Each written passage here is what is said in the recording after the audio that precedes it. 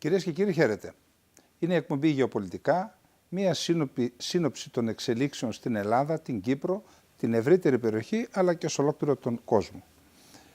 Βασικό θέμα των ημερών που προηγήθηκαν είναι αναμφισβήτητα το αεροπορικό δυστύχημα που έγινε στην περιοχή του Ιωνίου, εξαιτίας του οποίου έχασαν τη ζωή τους 2 Έλληνες αξιωματικοί.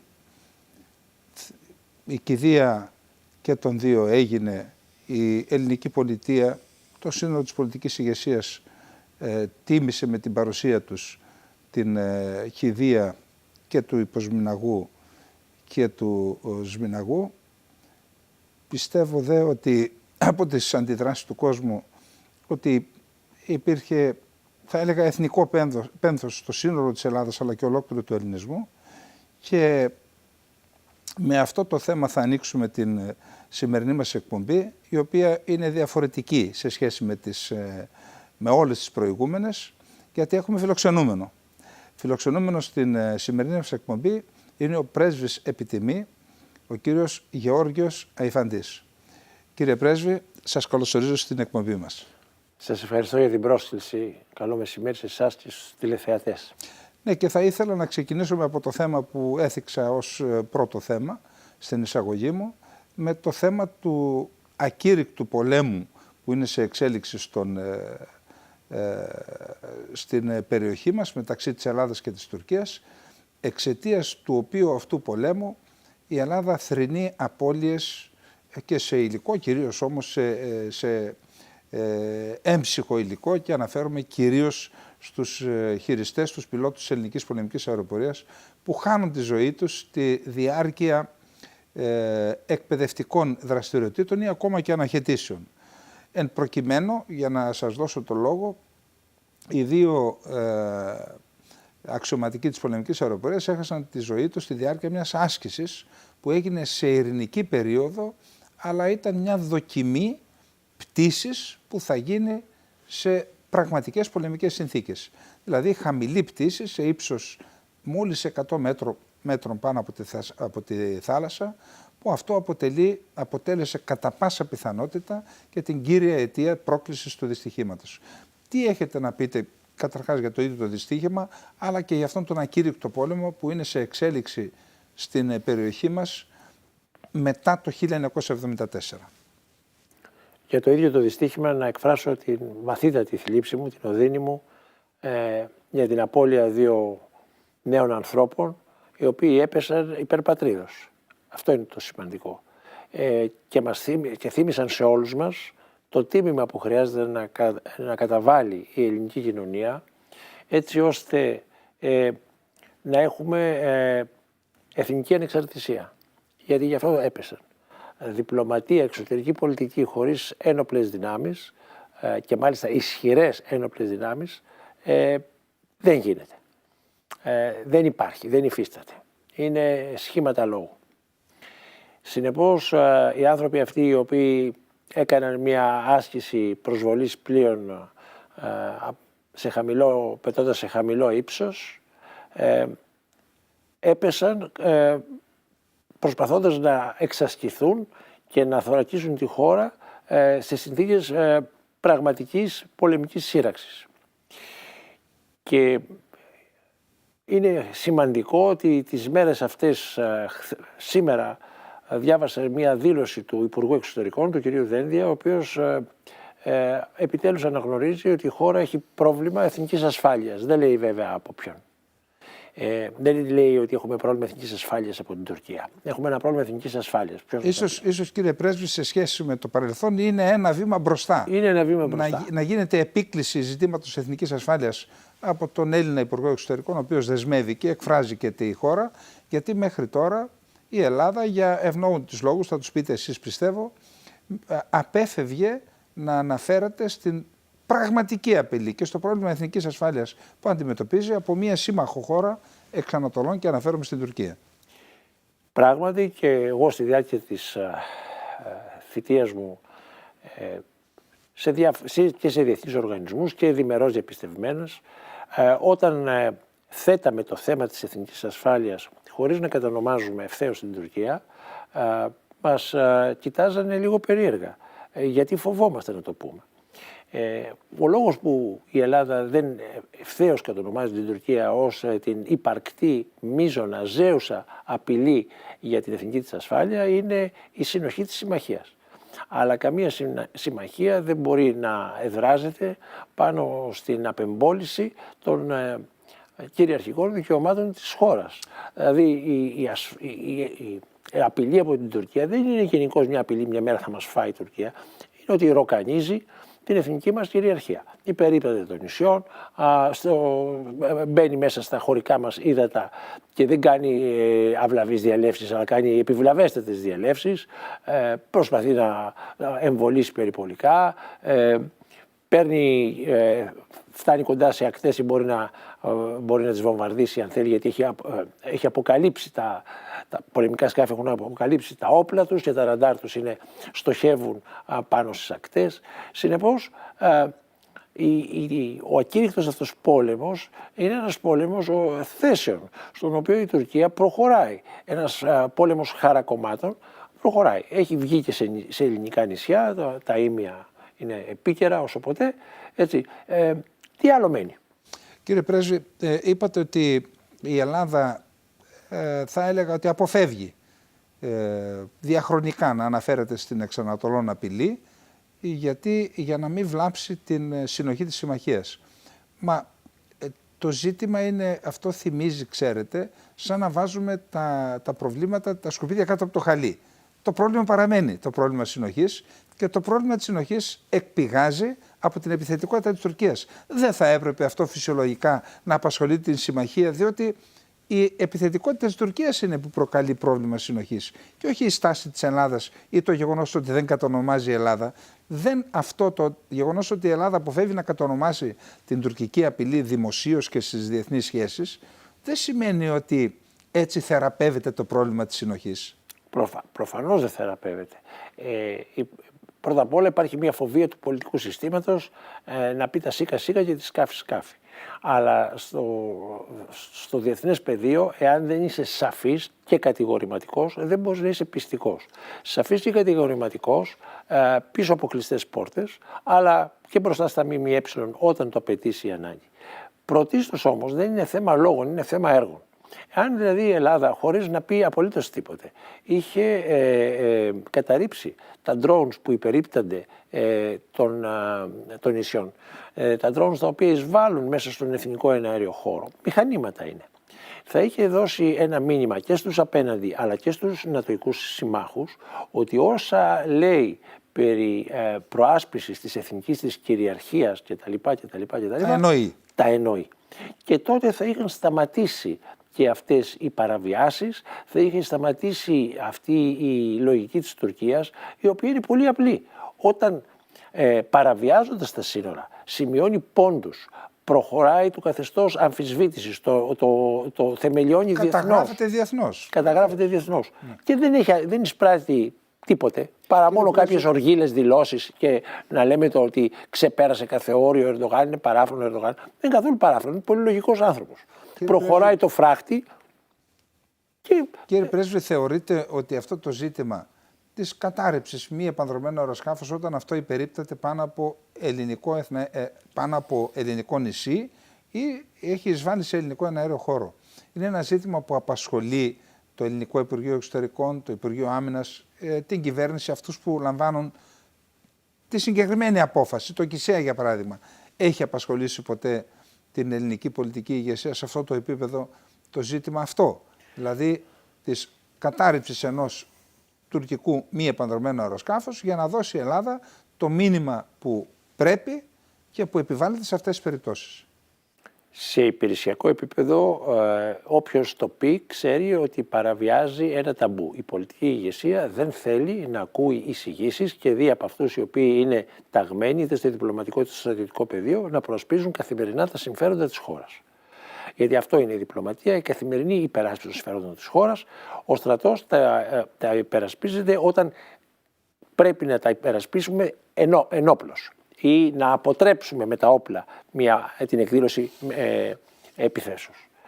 Συνεπώς, η πολιτική ηγεσία έχει επιβάλει μια λογοκρισία. Όμως ο ελέφαντας είναι μες στο δωμάτιο. Όσο και αν δεν θέλει η πολιτική ηγεσία να το δει. Και δεν λέω μόνο για τη σημερινή. Και οι προηγούμενοι και οι προπροηγούμενοι αυτή τη δουλειά κάνανε. Με την εξαίρεση του Ανδρέα Παπανδρέου, ο οποίος έκανε και ΚΙΣΕΑ, ξέρετε. Από εκεί και πέρα τα ΚΙΣΕΑ είναι μια διαδικασία όπου δεν γίνεται καμία διαβούλευση, δεν καταθέτει κανείς μία άποψη, απλώς γίνονται για να επισφραγίσουν οι λυμμένες αποφάσεις που αφορούν εξεπλιστικά προγράμματα. Ναι, κύριε Πρέσβη, είχαμε προσφάτως μία δήλωση του Έλληνα Υπουργού Εξωτερικών. Συναφές είναι το θέμα. Καταρχάς, σε σχέση με το προηγούμενο ζήτημα, ήθελα να ρωτήσω, μήπως με αυτόν τον τρόπο, με τις υπερπτήσεις είτε επανδρομένων είτε μη επανδρομένων τουρκικών αεροσκαφών, η Τουρκία σταδιακά κατοχυρώνει σε εισαγωγικά δικαιώματα στις αμφισβητούμενες νήσους και νησίδες του Αιγαίου, από τη στιγμή δηλαδή που η Ελλάδα δεν αποτρέπει ριζικά τέτοιας μορφής παραβιάσεις. Μήπως σταδιακά και σε διεθνές επίπεδο κατοχυρώνει δικαιώματα στις 151 νήσους και νησίδες και βραχονησίδες που είναι αμφισβητούμενης κυριαρχίας κατά την Τουρκία, ή ακόμα και σε νησιά που η Τουρκία τα θεωρεί τουρκικά. Ακριβώς γι' αυτό το κάνει, για να κατοχυρώσει δικαιώματα σε αυτά που θεωρεί γκρίζες ζώνες και σιγά σιγά να τις βγάλει από το χρώμα του γκρι και να τις βάλει στο κόκκινο χρώμα. Είναι προφανές και μπορώ να σας παραπέμψω σε μια άσκηση που έκανε ένας πρώην Βρετανός διπλωμάτης, νυν Έλληνας πολίτης και ακαδημαϊκός, ο κύριος Μάλινσον, ο οποίος ρώτησε επίσημα και τη Βρετανική και τη Γερμανική πρεσβεία να του απαντήσουν αν η νήσος Κίναρος, η νήσος Κανδελιούσα, η Φούρνη αναγνωρίζονται από τις αντίστοιχες χώρες, την Ομοσπονδιακή Δημοκρατία της Γερμανίας και από το Ηνωμένο Βασίλειο. Νομίζω και την Ιταλία, και στην Ιταλία απευθύνει ερώτηση. Δεν είμαι βέβαιος για την Ιταλία, αλλά δεν έλαβε ποτέ απάντηση. Εάν πάνω από την νήσο Κανδελιούσα, η οποία ποιανού του καίγεται καρφί στο αθηνοκεντρικό κράτος, είχε καταρριφθεί ένα από αυτά τα drones, τα οποία υπερίπτονται ακριβώς για να κατοχυρώνουν οι Τούρκοι που τα στέλνουν δικαιώματα. Νομίζω ότι η απάντηση των πρεσβειών θα ήταν διαφορετική, γιατί θα τους βάζαμε εμείς μπροστά στο πρόβλημα. Η αρχή είναι απλή. Είτε είσαι στην Πολυνησία, είτε στην Αργεντινή, είτε στην Ισλανδία, όταν ο άλλος παραβιάζει τον εθνικό σου εναέριο χώρο, το έδαφος σου ή τη χωρική σου θάλασσα. Αλλεπάλληλες φορές. Όπως την πρώτη φορά εντάξει να προειδοποιήσεις, τη δεύτερη όμως δεν χρειάζεται να προειδοποιείς, υπερασπίζεσαι την τροθήσα κυριαρχία. Αυτό εμείς δεν το κάνουμε. Πριν περάσουμε στο επόμενο θέμα, κύριε Πρέσβη, συγγνώμη, θα ήθελα να ρωτήσω πόσο σκόπιμο θεωρείτε να τοποθετήσει η Ελλάδα, το Ελληνικό Υπουργείο Άμυνας, μία φρουρά 10, 15, 20 ατόμων στην Κίναρο. Αυτό γιατί δεν το κάνει καταρχάς, γιατί υπάρχει απειλή, αφού συνεχώς είναι στο στόχαστρο, κάποια στιγμή μπορεί να δούμε κάτι άλλο πάνω στην Κίναρο. Γιατί δεν τοποθετεί το Ελληνικό Υπουργείο Άμυνας μία φρουρά πάνω στην Κίναρο? Μήπως αυτό θα θεωρηθεί από πλευράς της Τουρκίας ή και των συμμάχων μας ως μία πρόκληση ή μία κίνηση προς κλιμάκωση της έντασης στο Αιγαίο και αφήνουμε στην ουσία ανυπεράσπιση την Κίναρο στις ορέξεις των Τούρκων? Δεν είναι μόνο η Κίναρος, είναι και άλλα νησιά. Έφερα ως παράδειγμα την Κίναρο, γιατί είναι στο στόχαστρο το τελευταίο διάστημα και ξέρετε είναι στην καρδιά του Αιγαίου. Αν καταληφθεί η Κίναρος, σπάει η ενότητα του Αιγαίου, του Βορείου και του Νοτίου Αιγαίου. Να σας επισημάνω το πολύ απλό. Δεν έχει υπάρξει μια σύσκεψη ανάμεσα στα αρμόδια Υπουργεία Εξωτερικών και Άμυνας για ανταλλαγή απόψεων. Δηλαδή, τι διπλωματικό αντίκτυπο θα έχει μια κίνηση? Θα είναι μόνιμη φρουρά? Θα είναι άνθρωποι που θα βγαίνουν ευνηδίως τα βράδια, όπως πηγαίνετε εσείς σε ένα... Για μόνιμη φρουρά μιλάμε. Μπορεί να μην είναι και μόνιμη και να βγαίνουν ευνηδίως όποτε θέλουν, διότι και εσείς έχετε ένα εξοχικό σπίτι και πάτε όποτε θέλετε. Δεν ζητάτε την άδεια κανενός. Συνεπώς, θα είναι στατική φρουρά, θα είναι κινούμενη για να είναι λιγότερο ευάλωτη και μπορεί να πιάσει τα πράσα και διαφόρους που εκεί πέρα παρανόμως... Ξέρετε, αν είναι μόνιμη, μπορεί να δώσει και μια αναπτυξιακή όθηση στην Κίναρο. Μα όλα αυτά είναι του ενός κατοίκου. Όλα αυτά είναι αντικείμενα μιας σύσκεψης που δεν έγινε και δεν θα γίνει ποτέ. Ο Δούκς της Ορλεάνης και η είχε καλύτερες σχέσεις με τους Βουρβώνους από ότι έχει το Υπουργείο Εξωτερικών με το Υπουργείο Άμυνας. Δεν υπάρχουν κοινές συσκέψεις. Οι άνθρωποι φοβούνται να βρεθούν, δεν τους επιτρέπουν οι πολιτικές ηγεσίες, φοβούνται να ανταλλάξουν επιχειρήματα και όλη η ιστορία είναι αν γίνει κάτι, η ευθύνη να μην πέσει σε εμάς, να πέσει στους άλλους. Μα δεν υπάρχει διπλωμάτης διαπιστευμένος στο Υπουργείο Άμυνας, ο οποίος μόνιμα παραβρίσκεται και μένει, δηλαδή δεν θέλω να πω τίποτε άλλο πέρα από το να δηλώσω ότι δεν υπάρχει απολύτως καμία, το επαναλαμβάνω, απολύτως καμία συνεργασία ανάμεσα σε αυτά τα δύο υπουργεία, διαχρονικά και τώρα. Να πάμε λοιπόν στο επόμενο ερώτημα.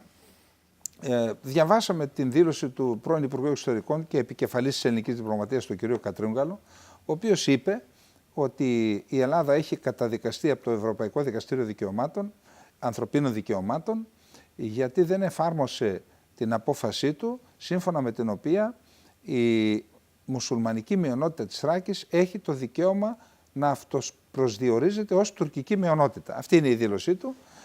Την πήρε το Ανατολού και θα έλεγα ότι την διαστρέβλωσε κατά κάποιο τρόπο και λέει Έλληνας πρώην Υπουργός Εξωτερικών διατείνεται ότι οι Τούρκοι της Δυτικής Θράκης, λέω Τούρκοι της Δυτικής Θράκης, αναφέρω ότι είπε το Ανατολού. Οι Τούρκοι της Δυτικής Θράκης έχουν το δικαίωμα του αυτοπροσδιορισμού και έτσι έστω και μέσω αυτής της σχετικής διαστρέβλωσης έδωσε τη δυνατότητα αυτή η δήλωση στους Τούρκους να ενισχύσουν τα επιχειρήματά τους. Καταρχάς, ποια είναι η άποψή σας, όχι για τη δήλωση του κ. Κατρούγκαλου, αλλά για αυτό καθ' αυτό το θέμα, για την απόφαση του Ευρωπαϊκού Δικαστηρίου Ανθρωπίνων Δικαιωμάτων για την τουρκική ένωση Ξάνθης, αν δεν κάνω λάθος, της οποίας τη λειτουργία είχε απαγορεύσει το ελληνικό κράτος και η ελληνική δικαιοσύνη. Έχω περάσει περίπου 8 χρόνια της ζωής μου ασχολούμενος με το Συμβούλιο της Ευρώπης, το Ευρωπαϊκό Δικαστήριο Ανθρωπίνων Δικαιωμάτων, διαπιστευμένος και στο Στρασβούργο και στην αντίστοιχη διεύθυνση της Κεντρικής Υπηρεσίας. Γνωρίζω πάρα πολύ καλά τα πράγματα. Η απόφαση του δικαστηρίου ήταν γιατί δεν επιτρέψαμε την νόμιμη λειτουργία ενός συλλόγου που έφερε στον τίτλο του τη λέξη τουρκική, δηλαδή Σύλλογος Τούρκων Επιστημόνων Θράκης, Δυτικής Θράκης. Και καταδικαστήκαμε για παραβίαση του δικαιώματος του συνεταιρίζεστε και της ελεύθερης έκφρασης. Και όχι του αυτοπροσδιορισμού. Δεν υπάρχει τέτοιο δικαίωμα στη Σύμβαση των Ανθρωπίνων Δικαιωμάτων. Εννοείται δικαίωμα συλλογικού αυτοπροσδιορισμού δεν υπάρχει. Δεν υπάρχει δικαίωμα συλλογικού αυτοπροσδιορισμού. Είναι πάρα πολύ απλό. Ο σύλλογος δεσμεύει σε συλλογικό επίπεδο όσους σπεύσουν να γίνουν μέλη του. Όσοι δεν γίνουν και η μεγάλη πλειοψηφία των κατοίκων δεν είναι μέλη, δεν μπορεί λοιπόν ο σύλλογος να θεωρηθεί όπως, επειδή είναι σύλλογος, είναι association όπως λένε οι Γάλλοι, να θεωρηθεί από τον κύριο Κατρούγκαλο και με εκπλήσει πάρα πολύ δυσάρεστα, μάλλον δεν με εκπλήσει δυσάρεστα, οδυνηρή είναι για νομικό η ετυμηγορία του, η κρίση του, ότι επειδή απαγορεύτηκε ένας σύλλογος, καταδικαστήκαμε για παραβίαση του συλλογικού δικαιώματος της μουσουλμανικής μειονότητας να λέγεται τουρκική. Αυτά είναι άλλα ντάλλον κυριολεκτικά.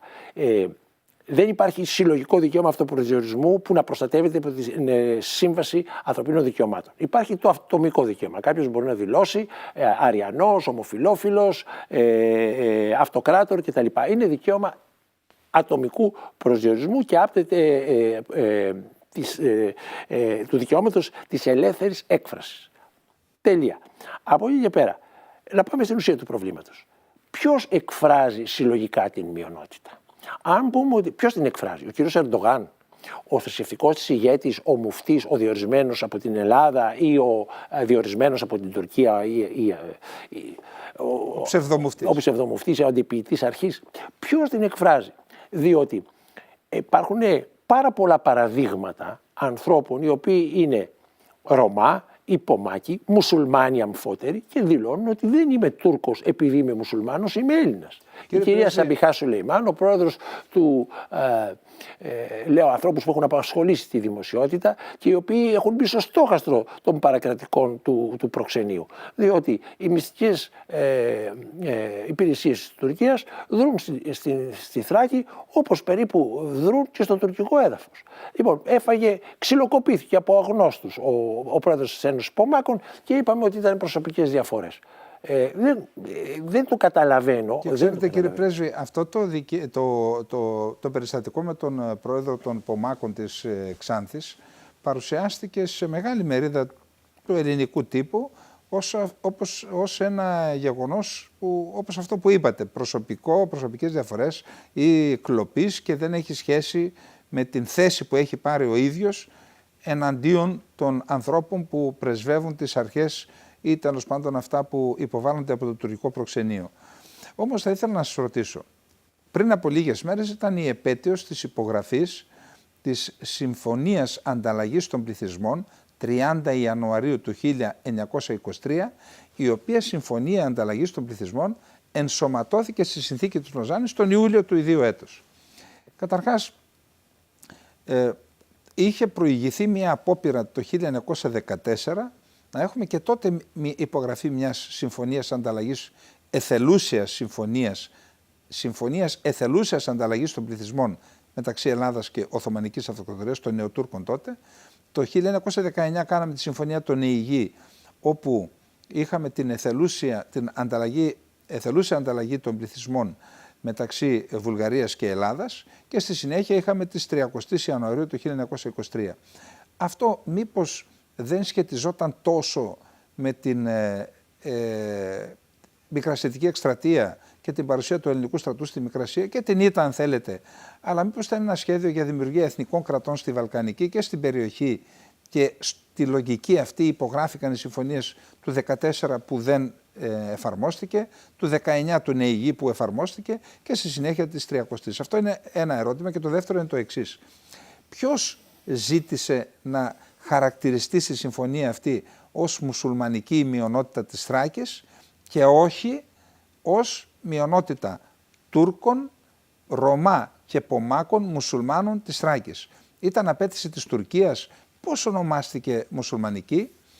Και το τρίτο που θα ήθελα να σας ρωτήσω, οι Έλληνες διπλωμάτες όταν κάθισαν να υπογράψουν αυτή τη συμφωνία γνώριζαν τον εθνικό όρκο που είχε προηγηθεί τον Ιανουάριο του 1920, με τον οποίο αυτόν εθνικό όρκο στην τελευταία συνεδρίαση η Οθωμανική Βουλή, πριν διαλυθεί για να λειτουργήσει η Εθνοσυνέλευση του Μεγάλου Τουρκικού Έθνους, έτσι την ονόμασε ο Κεμάλ στην Άγκυρα, είχαν βάλει έναν όρο στον εθνικό όρκο που έλεγε ότι εν καιρό θα γίνει δημοψήφισμα στην Δυτική Θράκη για να αποφασίσουν οι μουσουλμάνοι της Δυτικής Θράκης με ποιον θέλουν να είναι, με την Ελλάδα ή με την Οθωμανική Αυτοκρατορία τότε, στη συνέχεια Τουρκία.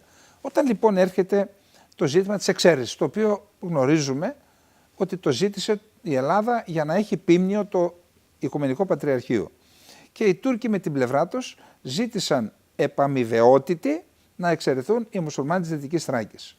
Γιατί οι Έλληνες διπλωμάτες και οι διαπραγματευτές δεν σκέφτηκαν ότι αυτό, από τη στιγμή που υπάρχει η πρόνοια, το σχετικό άρθρο του Εθνικού Όρκου, αλλά και με δεδομένο ότι υπάρχει και η γεωγραφική γειτνίαση, ότι κάποια στιγμή η Τουρκία θα το χρησιμοποιήσει για να ακροτηριάσει την Ελλάδα. Ήταν σωστή η στάση της ελληνικής διαπραγματευτικής αντιπροσωπείας στη Λοζάνη? Θα μπορούσαν να εξαιρέσουν τους μουσουλμάνους των Τρικάλων, για παράδειγμα. Υπήρχαν στα Τρίκαλα, στην Καρίτσα και στη Λάρισα, υπήρχε τέτοιος αριθμός. Σήμερα η Ελλάδα δεν θα είχε πρόβλημα αν είχαμε μία μουσουλμανική μειονότητα στη Θεσσαλία και την ελληνική μειονότητα στην Κωνσταντινούπολη. Η εξαίρεση όμως της μουσουλμανικής μειονότητας της Θράκης μας δημιουργεί τώρα ένα πρόβλημα εθνικής ασφάλειας. Θα ήθελα τις απαντήσεις σας σε αυτά τα τρία ερωτήματα που σας έθεσα. Κύριε Καλεντερίδη, η καινοτομία της ανταλλαγής πληθυσμών είναι ότι είναι υποχρεωτική. Όλες οι προηγούμενες ήσαν σε εθελοντική βάση. Και σε εθελοντική βάση παίζει μεγάλο ρόλο η έγκυος περιουσία. Μιλάμε για αγροτικούς πληθυσμούς. Οι πληθυσμοί λοιπόν οι οποίοι είχαν γη προτιμούσαν να μην φύγουν για να μην χάσουν πού θα πήγαιναν. Θα γινόντουσαν άκληροι εκεί που θα πήγαιναν. ή θα εξαρτώνται από το αν θα τους έδιναν τις περιουσίες των Ελλήνων που είχαν φύγει. Συνεπώς, όμως η συμφωνία του Νεηγή πέτυχε, γιατί έφυγαν οι περισσότεροι Έλληνες της Βουλγαρίας, ήρθαν στην Ελλάδα, και οι περισσότεροι Έλληνες πολίτες που θεωρούσαν τον εαυτό τους Βούλγαρο έφυγαν και πήγαν στη Βουλγαρία. Και έτσι λύθηκε το σλαβικό ζήτημα στην Ελλάδα. Υπήρχε μια πικρή εμπειρία αίματος, ένθεν κακήθεν, και γι' αυτό οι άνθρωποι τα μάζεψαν και πήγαν εκεί που αισθανόταν ο καθένας. Θέλω να πω ότι στο άλλο ερώτημα, για ποιο λόγο το δέχτηκε η ελληνική αντιπροσωπεία. Ξέρετε, όταν οι Γαλάτες είχαν κάνει μία επιδρομή στη Ρώμη, είχαν πολιορκήσει τους Ρωμαίους στην Ακρόπολη, στο Καπιτόλιο, και κάποια στιγμή οι Ρωμαίοι τους προσέφεραν λίτρα για να φύγουν. Και παρατήρησαν όταν ζύγιζαν το χρυσό οι Ρωμαίοι ότι οι Γαλάτες είχαν πειράξει τη ζυγαριά. Και το είπαν ότι είναι πειραγμένη η ζυγαριά. Πέταξε λοιπόν ο Γαλάτης αρχηγός, ο Βρένος, το ξύφος του πάνω στη ζυγαριά και είπε «Βάε βίκτης, ουέτης ηττημένης». Γι' αυτό το λόγο, είμαστε ηττημένοι τότε, και γι' αυτό το λόγο δεν είχαμε, εξερτώμεθα από την υποστήριξη των συμμάχων, οι οποίοι μας έλεγαν ότι δεν μπορούμε να κερδίσουμε στο πεδίο της διπλωματίας όσα είχαμε χάσει παταγωδώς στον πόλεμο. Συνεπώς, γι' αυτό υποθέτω ότι ο Βενιζέλος, που ήταν δεινός διαπραγματευτής, δεν μπόρεσε να πετύχει την μη εξαίρεση των μουσουλμανικών πληθυσμών, οι οποίοι μουσουλμανικοί πληθυσμοί θα μπορούσαν να είχαν και αυτοί αποχωρήσει. Και επίσης η ανάγκη, το γεγονός ότι τότε η Ελλάδα πίστευε ότι το Πατριαρχείο έπρεπε να υπάρξει ως θεσμός, δεν είχε εγκαταλειφθεί ακόμα η λογική της μεγάλης ιδέας. Ήταν λοιπόν ένας υπολογισμός ο οποίος λειτουργήσε λάθος σε ό,τι μας αφορά. Δεν είχαμε συνέλθει από την ήττα του 22 και για να δούμε σε ποια νέα ιστορική περίοδο μπήκαμε, και οι Τούρκοι απλώς σήμερα εκμεταλλεύονται τις απότατες επιπτώσεις αυτής της ιστορικής τους νίκης. Κύριε Πρέσβη, επειδή πρέπει να πάμε σε διάλειμμα, μου χρωστάτε δύο απαντήσεις. Η μία είναι ποιος ήταν αυτός που επέμενε να χαρακτηριστούν ως μουσουλμανική αδελφότητα, και το δεύτερο... Ως μουσουλμανική μειονότητα. Ως μουσουλμανική μειονότητα. Και το δεύτερο, είπατε ουέτης ηττημένης. Η Ελλάδα ηττήθηκε στη Μικρά Ασία, αλλά δεν ηττήθηκε στην Ανατολική Θράκη. Για ποιο λόγο υποχώρησε και υπέγραψε την συνθήκη των Μουδανιών και εγκαταλείψαμε την Ανατολική Θράκη, η οποία, ξέρετε, αν έμεινε στα χέρια των Ελλήνων, η Ελλάδα δεν θα ήταν των 2 υπήρων και των 5 θαλασσών, θα ήταν όμως η Ελλάδα των 3 θαλασσών. Θα είχε πρόσβαση στην θάλασσα του Μαρμαρά, θα ήλεγχε τα στενά εξημισίας με την Τουρκία και θα είχε και πρόσβαση στον Εύξηνο Πόντο. Γιατί λοιπόν εκεί γιατί μας πίεσαν οι σύμμαχοι να φύγουμε από την Ανατολική Θράκη, όταν δεν είχαμε ιτηθεί στην Ανατολική Θράκη και όταν η Τουρκία δεν είχε καμία απολύτως στρατιωτική δυνατότητα και επιχειρησιακή δυνατότητα να ανακαταλάβει τη Θράκη. Μας χρωστάει δύο απαντήσεις, είπαμε. Η μία για το ποιος, αν γνωρίζει κατά την άποψή του ή σύμφωνα με αυτά που γνωρίζει, αποφάσισε να μπει ο χαρακτηρισμός μουσουλμανική μειονότητα της Θράκης στη Συμφωνία Ανταλλαγής των Πληθυσμών, και η δεύτερη, αφού ουέτης ηττημένης. Σωστό. Γιατί η Ελλάδα, που δεν ηττήθηκε στην Ανατολική Θράκη και μπορούσε επιχειρησιακά να την κρατήσει, αδυνατούσε ο Κεμαλικός στρατός να ανακαταλάβει για λόγους επιχειρησιακούς που δεν είναι του παρόντος, για ποιο λόγο η Ελλάδα υπέγραψε πραγματικά την επέσχυντη συμφωνία των Μουδανιών και διατάξαμε μόνοι μας την εκένωση της Θράκης με 200.000 κόσμο, με περίπου 50.000 Έλληνες που ήταν ήδη δημόσιοι υπάλληλοι του ελληνικό κράτος στην Ανατολική Θράκη. Για ποιο λόγο, κύριε Πρέσβη, αποφασίστηκε αυτό, αφού δεν ιτηθήκαμε στην Ανατολική Θράκη? Γιατί αποφασίστηκε? Και έχει καλύψει την υποχώρηση του ελληνικού στρατού και των προσφύγων από την Ανατολική Θράκη, την έχει καλύψει δημοσιογραφικά ο Ernst Hemingway, τότε απεσταλμένος. Βεβαίως, είναι γνωστό. Γιατί ήμασταν μια χώρα βαθύτατα διαιρεμένη.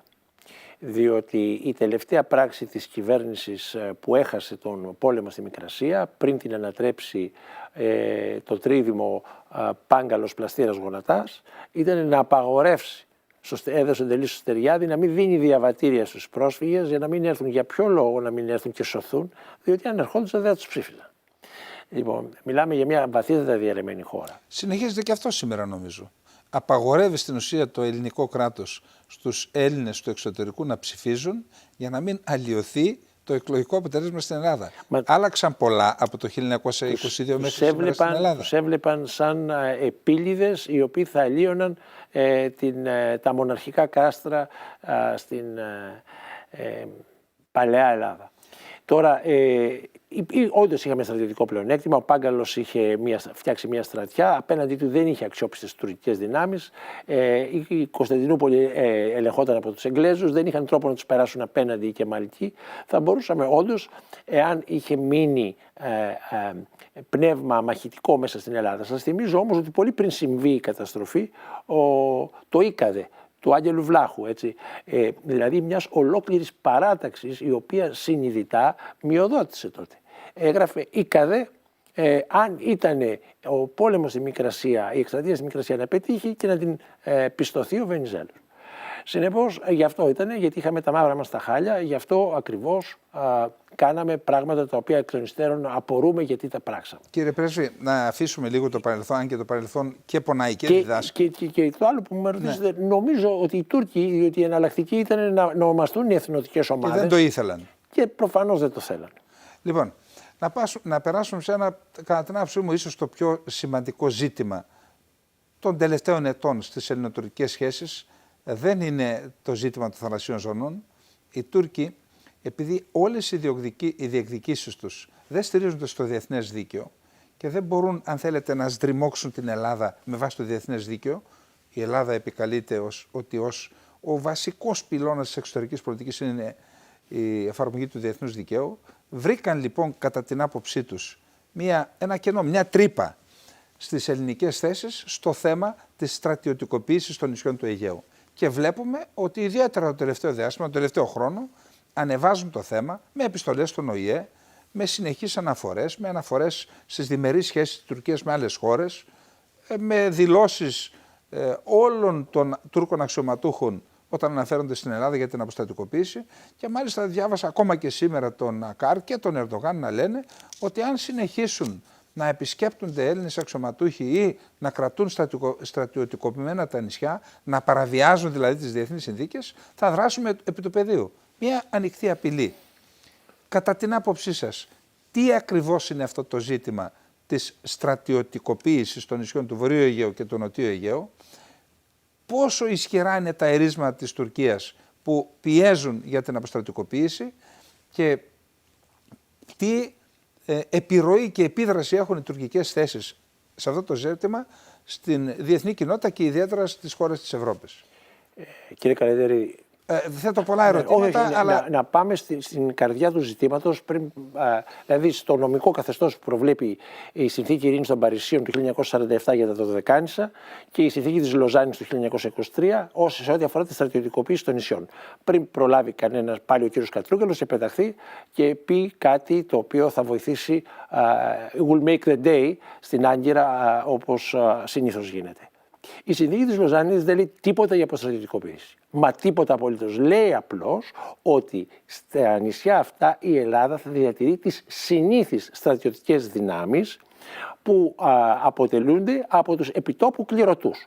Τότε δεν υπήρχαν τα κέντρα εκπαιδεύσεως και η εκπαίδευση γινόταν για λόγους, δεν υπήρχε δυνατότητα μεταφορών, γινόταν επιτόπου. Υπήρχαν πολλά. Συνεπώς, όλοι όσοι στρατεύονται στα νησιά αυτά έχουν δικαίωμα να υπηρετούν εκεί τη θητεία τους ή έχουμε δικαίωμα να έχουμε στρατιωτικές δυνάμεις.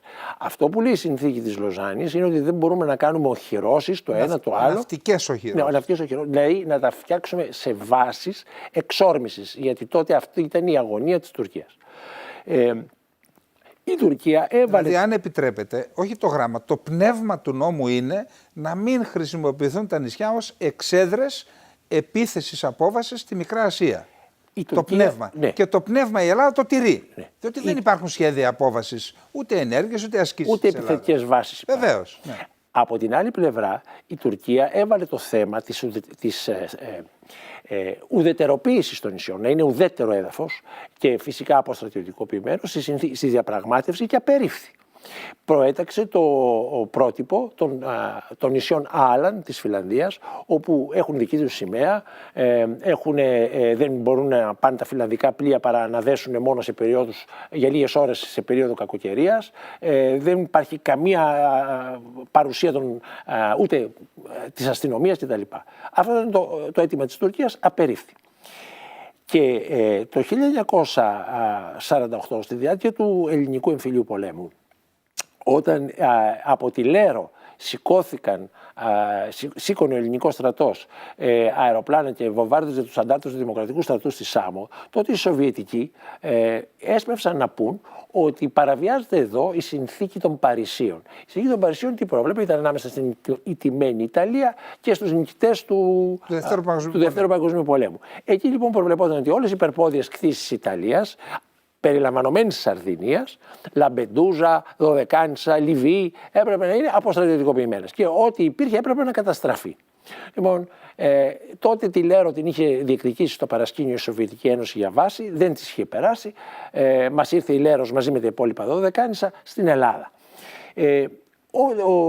Και πραγματικά τότε στα Ηνωμένα Έθνη διαμαρτυρήθηκαν οι Σοβιετικοί. Υπάρχουν στο Υπουργείο Εξωτερικών και γνωρίζω ότι στέλεχος του Υπουργείου Εξωτερικών σε κέρια θέση, το γνωρίζει άριστα το θέμα, γιατί μαζί είχαμε ψάξει και τα είχαμε βρει.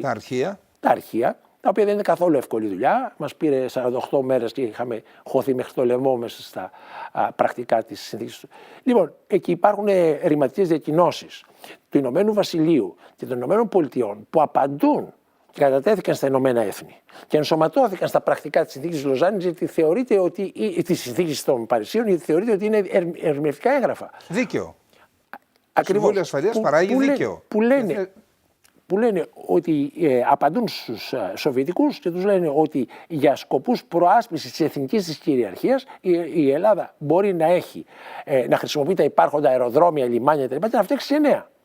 Συνεπώς, εάν ήμασταν στοιχειωδώς σοβαροί ως κράτος και αν ο επικεφαλής του Υπουργείου Εξωτερικών δεν ήταν ένας ακόμη κάποιος δικηγόρος, αλλά ένας άνθρωπος με εμπειρία στη διπλωματία, αυτές τις ρηματικές διακοινώσεις, αυτές τις ανακοινώσεις οι οποίες κατατέθηκαν, εκφωνήθηκαν μέσα στο Συμβούλιο Ασφαλείας, θα τις έκανε fake volant. Θα τις είχε κάνει fake volant και θα τις είχε τρίψει δίκην για λόγχαρτου μεγάλο νούμερο στα γένεια του κυρίου Τσαβούσογλου. Αυτό έπρεπε να κάνουμε. Δεν το κάνουμε. Συνεπώς, πέρα από το γεγονός ότι ο μεταπολεμικός κόσμος ορίζεται από το Χάρτη των Ηνωμένων Εθνών και εκεί πέρα το δικαίωμα της άμυνας στο άρθρο 51 είναι απόλυτο. Δεν μπαίνει κανένας περιορισμός, κανένας όρος, καμία συνθήκη. Συνεπώς, μετά από αυτό που συνέβη... λέει το άρθρο εκείνο όταν εκδηλωθεί η επίθεση. Μα το πρόβλημα δεν είναι όταν εκδηλωθεί η επίθεση να πας σε ένα νησί και να το ανακαταλάβεις. Μπορείς να λαμβάνεις τα απαραίτητα μέτρα άμυνας. Αυτό λέει. Όταν υπάρχουν οι ενδείξεις ότι επίκυνται. Και οι ενδείξεις είναι πολλές. Υπάρχουν οι ασκήσεις, υπάρχουν οι δηλώσεις της Τουρκίας. Υπάρχουν οι ασκήσεις, υπάρχει η στρατιά, υπάρχει το προηγούμενο της Κύπρου. Σε ό,τι αφορά... Αλλά το πρόβλημά μας εμάς είναι ότι ακόμη και σε αυτό το τομέα φοβούμεθα μήπως σπάσουν τα αυγά στο πανέρι του ΝΑΤΟ. Μόνιμος αντιπρόσωπος ο οποίος να πάρει εντολή για να κάνει μια επιθετική πολιτική πάνω σε αυτό το θέμα και να εκμεεύσει απόψεις των μελών της συμμαχίας κατηδίαν, έτσι ώστε να είναι σαφές στην Τουρκία ότι αν το βάλει το θέμα θα φάει πόρτα η πλειοψηφία, θα της πει όχι. Όμως αυτή τη στιγμή μείζονες σύμμαχοι, Γερμανία, Ηνωμένο Βασίλειο, Ηνωμένες Πολιτείες, σέβονται την τουρκική θέση και γι' αυτό το λόγο δεν στέλνουν στρατιωτικές δυνάμεις σε αυτά τα νησιά, κομμάντος, ούτε ένα μάγειρα δεν έχουν στείλει. Μόνο που κατέβαιναν οι Αμερικάνοι στη Ρόδο και για να ξεθυμένουν τα πληρώματα του εκ του στόλου. Εμείς θα έπρεπε να τους το είχαμε ζητήσει. Ούτε και οι σύμμαχοι Γάλλοι πλέον δεν το έχουν κάνει.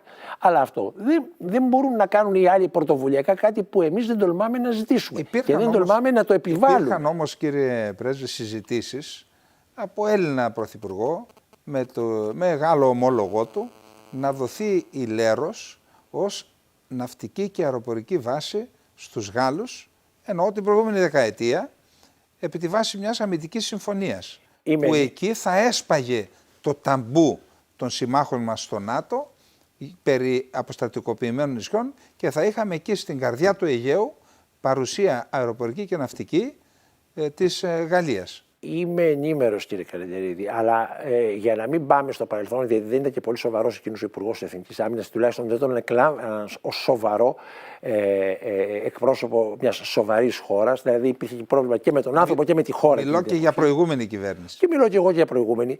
Είναι πολύ απλό.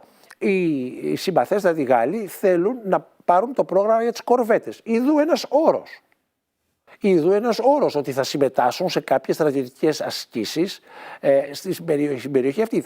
Αν θα έχουν μόνιμη βάση στην Κάρπαθο ή όχι. Και αυτό είναι ένα πράγμα που πρέπει να μπει στο τραπέζι. Θέλω να πω λοιπόν ότι έχουμε τα απαραίτητα εργαλεία στα χέρια μας αν θέλαμε πραγματικά να υπερασπίσουμε προληπτικά την εθνική μας κυριαρχία. Αλλά εμείς την εθνική μας κυριαρχία την περιμένουμε στα 6 μίλια. Στα 6% αν μας βομβαρδίσει ένα πλοίο θα δούμε τι θα κάνουμε.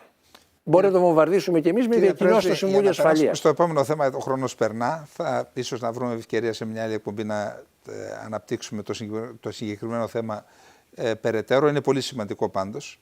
Και πριν ζητήσω την απάντησή σας για το πού κατά την άποψή σας οφείλεται και σε τι συνίσταται η ποιοτική αναβάθμιση των ομάδων πίεσης, των ελληνικών ομάδων πίεσης της ΗΠΑ τα τελευταία 2 χρόνια. Υπάρχει μια μεγάλη αλλαγή μετά τον Σαρμπάνη και τον Μπραδίμα, που ήταν 2 πολύ ισχυρές προσωπικότητες που έπαιξαν ρόλο το 1970 στην επιβολή του εμπάργου. Εδώ βλέπουμε ότι συλλογική δράση πλέον των Ελλήνων των ΗΠΑ. Πριν με απαντήσετε σε αυτό, να ρωτήσω και κάτι άλλο. Ποιος επέβαλε την αποστρατικοποίηση των Δωδεκανήσων στη διάρκεια των συνομιλιών στο Παρίσι? Η Σοβιετική Ένωση τότε ήταν αυτή η οποία ήθελε όλες οι υπερπόντιες κτήσεις της Ιταλίας να είναι αποστρατικοποιημένες για ευνόητους λόγους, διότι ήξερε που είναι η Ιταλία και ήθελε πραγματικά να περιορίσει την ανάπτυξη. Καταλάβαινε που πηγαίνει ο Ντεγκάσπερι την Ιταλία, δεν είχε ιδρυθεί ακόμη το ΝΑΤΟ, αλλά δεν είχαν καμία αυταπάτη και τότε το επέβαλαν αυτό και ήταν κάτι το είχαν δεχθεί για την Ιαπωνία, οι Αμερικανοί κτλ. Πάμε λοιπόν στο επόμενο θέμα που σας ρώτησα, οι ομάδες πίεσης. Οι ομάδες πίεσης. Τα λόμπι δηλαδή. Ναι, τα λόμπι. Έχουν αυτή την επιρροή γιατί έπαψαν να είναι λόμπι, ξέρετε. Δηλαδή όπως έχει αναλύσει ο Μεσχάιμερ στο βιβλίο του για την επιρροή που ασκεί το εβραϊκό στοιχείο των Ηνωμένων Πολιτειών, δηλαδή οι Αμερικανοί πολίτες εβραϊκής καταγωγής, εβραϊκού θρησκεύματος, μέσα από την διαδικασία άσκησης πολιτικής επιρροής για λογαριασμό του Ισραήλ, κατάλαβαν ότι οι ίδιοι ως Αμερικανοεβραίοι γίνονται αυτεξούσιοι και αποκτούν το καθολικό σεβασμό των υπολείπων χάρη στην οργανωμένη τους δράση. Η οργανωμένη τους λοιπόν δράση, που ο Μεσχάιμερ λέει ότι διαταράσσει την ισορροπία εξουσιών, εκτελεστική, νομοθετική, δικαστική, μέσα στο αμερικανικό σύστημα, αυτό το παράδειγμα, το επιτυχημένο, το ζήλεψαν και το ακολούθησαν και οι ελληνικής καταγωγής Αμερικανοί. Δεν έχουν τίποτα να κάνουν με το Ελληνικό Υπουργείο Εξωτερικών. Το Ελληνικό Υπουργείο Εξωτερικών το έγραψαν στα παλαιότερα των υποδημάτων τους, καλά έπραξαν και άσκησαν ως Αμερικανοί πολίτες την επιρροή. Οργανώθηκαν, χρηματοδότησαν κατάλληλους ανθρώπους, άσκησαν επιρροή και προωθώντας και ελληνικής καταγωγής νομοθέτες και γερουσιαστές, βουλευτές και γερουσιαστές, και άσκησαν, εκμεταλλεύτηκαν την οικονομική τους δύναμη και έγιναν μια ομάδα δύναμης μέσα στις ΗΠΑ, η οποία αναφέρεται στην Ελλάδα, αλλά δεν εξαρτάται, και αυτό είναι το κρίσιμο ρήμα, να εξαρτάται από τις επιδοτήσεις της Ελλάδας, από τον εκάστοτε Έλληνα πρωθυπουργό κτλ. Δρούν αυτόνομα και δρούν για να επιβεβαιώσουν την δυνατότητά τους σε αυτόν τον τομέα και σε άλλους παρεμφερείς αργότερα να λειτουργούν σαν μια ομάδα κέρυας αποτελεσματικής πίεσης μέσα στο αμερικανικό πολιτικό σύστημα. Παρατηρήσατε, κύριε Πρέσβη, διάσταση των θέσεων και των προσπαθειών που έκαναν οι ελληνικές ομάδες πίεσης στην Ουάσιγκτον για το θέμα των F-16 με την θέση και τη στάση της ελληνικής κυβέρνησης και του Ελληνικού Υπουργείου Εξωτερικών πρόσφατα? Νομίζω ότι το ύφος του κυρίου Ζεμενίδη, με τελευταίες δηλώσεις που είχαν γίνει του θέματος, το οργήλο του ύφος, όπως λένε οι Αμερικανοί, speaks volumes. Έτσι, τα έλεγε όλα. Λοιπόν, και πραγματικά οι άνθρωποι αυτοί δεν έχουν ζητήσει δεκάρα από το ελληνικό κράτος. Το μόνο που τους ζητούν είναι να μην μπλέκεται στα πόδια τους. Κάνουν αυτό που πιστεύουν ότι είναι καλό για τους ίδιους ως Έλληνες και Αμερικανούς. Να μην τους κάνει δολιοφθορά δηλαδή. Να μην τους κάνει δολιοφθορά και να μην κάνει συμφωνίες πίσω από την πλάτη τους. Διότι όταν βγαίνει η ελληνική κυβέρνηση και λέει δεν έχω αντίρρηση να πάρει η Τουρκία το F-16, αυτό ακούγεται ευχάριστα στα αυτιά του State Department, αλλά κάποιοι αισθάνονται ανόητοι μέσα στις ΗΠΑ, διότι τους αδειάζει η χώρα χάρη της οποίας δουλεύουν ως Αμερικανοί πρώτοι στα πολίτες. Λοιπόν, επειδή τρέχει ο χρόνος, το επόμενο θέμα μας είναι η αλλαγή στάσης των αυτών που επηρεάζουν την αμερικανική κοινή γνώμη και τη διεθνή κοινή γνώμη στις ΗΠΑ, των λεγόμενων opinion makers, οι οποίοι είδαμε τους τελευταίους μήνες να γράφουν άρθρα εναντίον της Τουρκίας, να αμφισβητούν ακόμα και το δικαίωμα της Τουρκίας να είναι μέλος του ΝΑΤΟ, κάτι που μέχρι πριν λίγα χρόνια νομίζω θα συμφωνείτε ήταν απολύτως αδιανόητο να θεωρήσουμε πρώην σύμβολος εθνικής ασφάλειας του Λευκού Οίκου να λέει διώξτε την Τουρκία από το ΝΑΤΟ, δεν είναι αξιόπιστος σύμμαχος, πρόδωσε το ΝΑΤΟ. Πού θεωρείτε ότι οφείλεται αυτή η αλλαγή στάσης? Σε πολλούς αρθρογράφους και όχι σε μεμονωμένες περιπτώσεις. Και πόσο σοβαρό είναι αυτό? Η Τουρκία είχε προωθηθεί από μια μεριά, από ένα κομμάτι της γραφειοκρατίας των ΗΠΑ, στρατιωτικής και στο State Department, ως το φάρμακο για όλες τις ασθένειες. Έτσι. Και άνθρωποι έχουν ταυτίσει την ανέλυξή τους μέσα στην αμερικανική γραφειοκρατία και στη σταδιοδρομία τους με την πρόθεση της Τουρκίας. Το έχουμε δει το φαινόμενο παλιότερα και με το Ιράν. Τώρα κάποιοι, ακριβώς βλέποντας ότι η Τουρκία δεν είναι πλέον, είναι πρόβλημα. Είναι πολύ περισσότερο πρόβλημα από τη βοήθεια. Διαχωρίζουν τη θέση τους και εκφράζουν γνήσια την οργή των ΗΠΑ για την αυτονόμηση της Τουρκίας. Είναι αξιοσημείωτο και φυσικά πρέπει να το σημειώσουμε και πρέπει να ενθαρρύνουμε αυτούς τους ανθρώπους και να τους δίνουμε και στοιχεία και τα λοιπά και να συνομιλούμε μαζί τους, αλλά να μην μας διαφεύγει το εξής. Οι άνθρωποι αυτοί πιστεύουν ότι εάν τις χάσει τις εκλογές ο Ερντογάν και καταφέρει, επιτρέψει ομαλή διαδοχή των ηγητών στην εξουσία, η Τουρκία θα επιστρέψει. Πιστεύω ότι κάνουν λάθος. Είναι αυτό που ευσεβής πόθη, wishful thinking. Ευσεβής πόθη. Η Τουρκία έχει πάρει για κοινωνικούς λόγους έναν δρόμο δίχως επιστροφή. Και ο δρόμος αυτός δεν οδηγεί κατά ανάγκη στο πλευρό της Μόσχας, αλλά υπάρχει και η Ευρασία, υπάρχουν και ο λεγόμενος τουρκικός κόσμος. Στο μέσον της αποστάσεως. Και ένα σωρό άνθρωποι στην Τουρκία, όχι μόνο ο Ακάρ, αλλά οι άλλοι αξιωματικοί που είναι μαζί του κτλ., ξέρουν ότι ακόμη και αν κάνουν εφαρμόζουν την ελληνική συνταγή της κολοτούμπας, στα μάτια των Αμερικανών δεν θα είναι ποτέ έμπιστοι, ποτέ σύμμαχοι. Και γι' αυτό το λόγο δεν πρόκειται να το κάνουν. Κύριε Πρέσβη, ένας από τους ανθρώπους που παρατηρήσαμε μετάλλαξη στις απόψεις του ήταν ο Τζέιμς Σταυρίδης, ο ελληνοαμερικανικής καταγωγής ναύαρχος. Διετέλεσε και μέχρι και πρίτανης νομίζω στο Ταύτς, μια μεγάλη μορφή, ένας πανέξυπνος άνθρωπος, πολύ σημαντική προσωπικότητα στο Αμερικανικό πολεμικό ναυτικό, ήταν σακέρ, δηλαδή διοικητής στρατιωτικών δυνάμεων του ΝΑΤΟ, ο οποίος πάντα έβλεπε στο πρόσωπο της Τουρκίας έναν αξιόπιστο, ισχυρό και απαραίτητο σύμμαχο. Στη συνέντευξή του στην εφημερίδα Καθημερινή πριν από λίγες μέρες, είπε ότι η υπομονή μας έχει εξαντληθεί με την Τουρκία και ελπίζουμε να μην φτάσουμε στο σημείο να επιλέξουμε Σουηδία και Φινλανδία στο ΝΑΤΟ ή Τουρκία στο ΝΑΤΟ. Θέλοντας να πει ότι αν η Τουρκία επιμείνει στο όχι, θα πάρουμε τη Σουηδία και τη Φινλανδία στο ΝΑΤΟ και θα πετάξουμε την Τουρκία έξω από τη συμμαχία.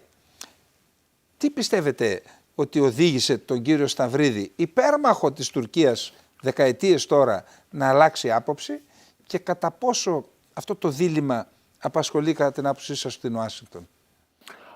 Ο κύριος Τζέιμς Σταυρίδης, στη διάρκεια της δικής μου θητείας στο Υπουργείο Εξωτερικών, 35 χρόνια, εγώ αντίστοιχα γι' αυτός ήταν χαμηλόβαθμος αξιωματικός, αλλά από ένα σημείο και μετά ήταν ορατός όταν ανέλαβε στο ΝΑΤΟ. Ήταν ένας συνεπής εκφραστής της πολιτικής των ΗΠΑ. Το γεγονός ότι ήταν ελληνικής καταγωγής, ενδεχομένως του άρεσε ο Μουσακάς, ήταν ό,τι τον συνέδεε με την Ελλάδα, αλλά μέχρι εκεί. Δεν ήταν αυτό που λέμε Από την Μικρασία είχε έρθει ο πατέρας, το πιθανόν από τη Σμύρνη, από τον Πόντο. Είχε αρνηθεί, έχει γραφτεί ότι είχε αρνηθεί να καταθέσει στεφάνι στο μαυσολείο του Κεμάλ. Ως διοικητής στρατιωτικών δυνάμεων του ΝΑΤΟ είχε επισκεφθεί την Άγκυρα. Μια γενναία στάση. Κατά τα άλλα όμως... Εγώ έπαιζα στο αντίπαλο στρατόπεδο. Λέω λοιπόν too little too late. Αλλά αυτό που λέει είναι σημαντικό. Δηλαδή αυτό που λέει δεν είναι επειδή το λέει ο Σταυρίδης, αλλά το γεγονός ότι υπάρχει αυτή τη στιγμή ένα ερώτημα μέσα στην αμερικάνικη γραφειοκρατία, τι θα προτιμήσουμε τελικά. Σουηδία, Φιλανδία, οι οποίοι πολιτιστικά, πολιτισμικά, αμυντικά ενισχύουν τη συμμαχία στο βόρειο άκρο, και να ομολογήσουμε ότι η Τουρκία είναι τελικά total loss, δεν υπάρχει δυνατότητα ναυαγιέρεσης εκεί. Αν λοιπόν η Τουρκία τους βάζει μπροστά στο σημείο της επιλογής, ο Σταυρίδης λέει θα επιλέξουμε, και γι' αυτό η Τουρκία πάρα πολύ έξυπνη ο Ερντογάν λέει εντάξει, τη Φιλανδία ίσως. Η Φιλανδία όμως δίχως τη Σουηδία είναι κουτσιπάπια. Με την έννοια ότι δεν έχει κανένα στρατηγικό βάθος, είναι flat εντελώς, είναι στο χειμώνα που παγώνει, και έχοντας την εμπειρία του προηγούμενου πολέμου του χειμώνα οι Ρώσοι, μπορούν πολύ εύκολα να την περάσουν σούβλα από τη μια άκρη στην άλλη. Δεν έχει τους ανθρώπους να τους σταματήσει, είναι αχανής η έκταση και μόνο 5 εκατομμύρια Και Φιλανδοί. μιλάτε ως ένας άνθρωπος που υπηρετήσατε εκεί, ήταν το τελευταίο σας πόστο. Όμως η Σουηδία είναι το ανάχωμα, είναι η έπαλξη. Τα σουηδικά βουνά είναι από εκεί που μπορεί να υποχωρήσει ο φιλανδικός στρατός, και ιδίως από τον βορρά. Ναι, ιδίως από τον Βόρα, να ελέγξει τους Ρώσους που θα βρίσκονται στη μέση της πεδιάδας.